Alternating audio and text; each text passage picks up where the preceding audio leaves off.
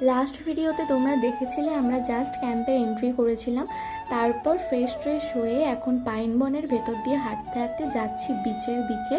আর আমাদের ক্যাম্প থেকে কিন্তু বিচ মাত্র হাঁটা পথে 2 মিনিট, তো ওই জন্য এখন হাঁটতে হাঁটতে যাচ্ছি। সবাই মিলে ডিসাইড করলাম যে এখন সমুদ্রে নেমে একটু স্নান টান করা হবে, তার জন্য তো চলে এসেছি এখন বিচে। বিচটা কিন্তু একদমই ফাঁকা আর লাল কাঁকড়ায় ভর্তি, লোক আসলে ঢুকে যাচ্ছিলো বলে তোমাদেরকে আর দেখানো হয়নি।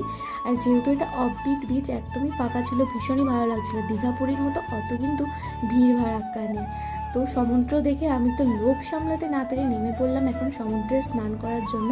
অনেক ভিডিও, অনেক ফটো তুলেছি, তোমরা দেখতে চাইলে অবশ্যই আমার ইনস্টাগ্রাম চ্যানেলে দেখে আসতে পারো।